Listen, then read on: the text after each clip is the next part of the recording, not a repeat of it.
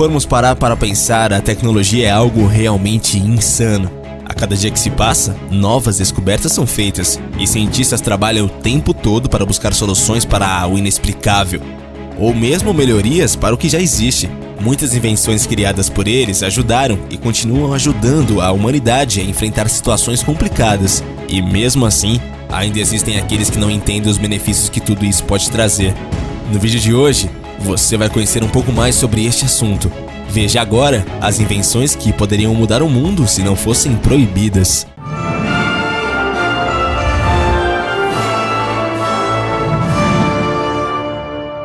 Cura censurada.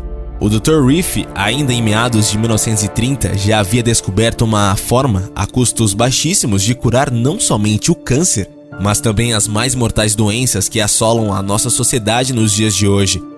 Sua pesquisa foi destruída. Seus sócios foram desacreditados, alguns inclusive mortos em situações e circunstâncias inusitadas. Após anos de perseguição, o próprio Dr. Riff morreu por uma overdose, que lhe foi administrada no hospital de San Diego, na Califórnia, em 71. Reynold Riff foi provavelmente um dos mais brilhantes e, por não dizer mais persistentes cientistas que já caminharam por esse planeta.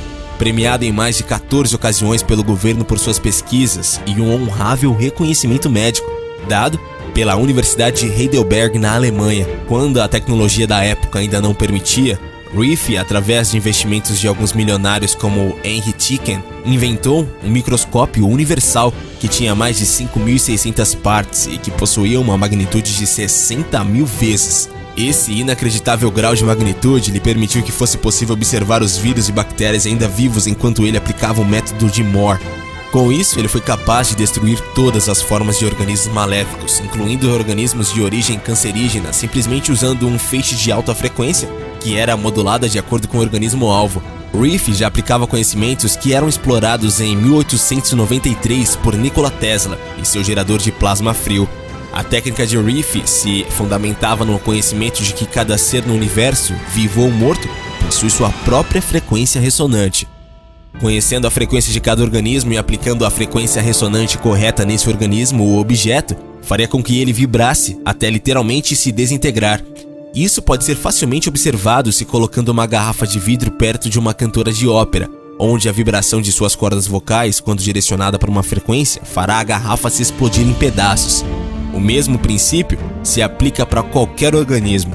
É interessante notar que um microscópio de magnitude de 60.000 vezes é algo incrivelmente poderoso, até mesmo se comparado aos dias de hoje. O microscópio de elétrons, por exemplo, embora ofereça uma altíssima magnitude, que é de 10.000 vezes, apenas consegue observar organismos já mortos. A habilidade de poder observar organismos ainda vivos e examiná-los oferece um novo patamar para desenvolvimento de curas e diagnósticos.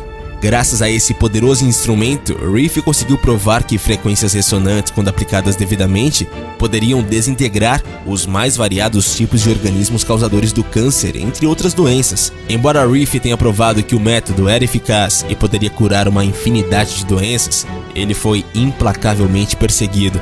Várias foram as tentativas de desmoralizá-lo publicamente. A AMA, American Medical Association, o perseguiu sem tréguas por toda a sua vida após suas descobertas. Cloudbuster. Você já imaginou se hoje existisse algum objeto que produzisse a chuva? Porém, te informamos que isso já existiu e foi apelidada de Cloudbuster. O cientista Wilhelm Reich foi o responsável pela criação. Ele fez isso porque em Maine, nos Estados Unidos, os cidadãos estavam enfrentando uma seca terrível. Sendo assim, o psicanalista austríaco tentava utilizar a sua nova invenção como forma de fazer chover.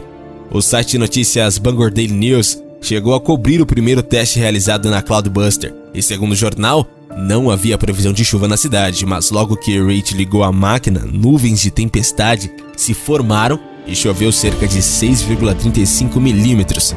Porém, todo o estudo do cientista foi apreendido e ele não pôde fazer outros testes. Raio da morte.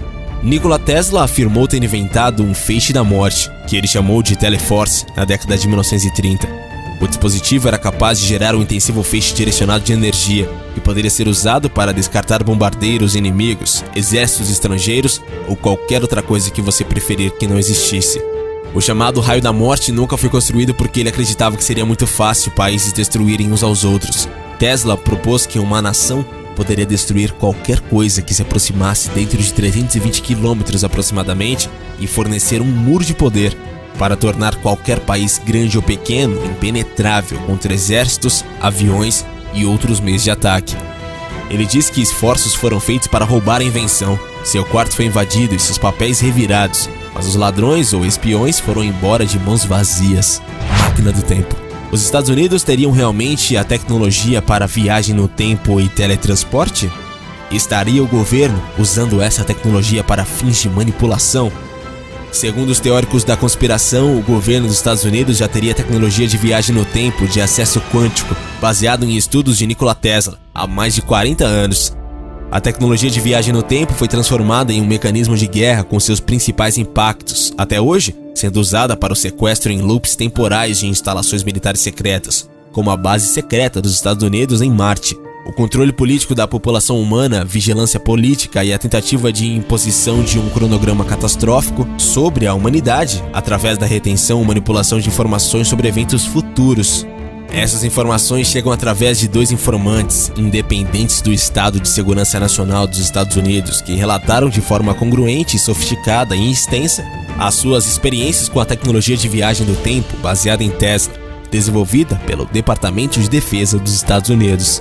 Andrew é um ex-participante do projeto Pegasus DARPA, que desenvolveu o teletransporte quântico e a viagem do tempo baseado na tecnologia de Nikola Tesla, através do holograma espaço-tempo, iniciando o programa americano de espaço-tempo chamado Chronautas. Segundo Andrew, o governo americano já tinha uma capacidade de teletransporte totalmente operacional em 67 e 68, e pelo menos em 69 e 70, estava treinando ativamente um grupo de estudantes americanos dotados e talentosos, incluindo a si mesmo, para se tornar a primeira geração de cronautas da América ou exploradores do espaço-tempo. Essa formação, disse ele, culminou em 81, quando aos 19 anos de idade ele foi teletransportado para Marte sozinho depois de ter sido preparado para a viagem pelo agente da CIA, Courtney Hunt, e depois uma segunda vez na companhia de Hunt. Ambas as viagens, Andrew disse que foram efetuadas através de uma sala de salto, localizada em uma instalação da CIA em El Segundo.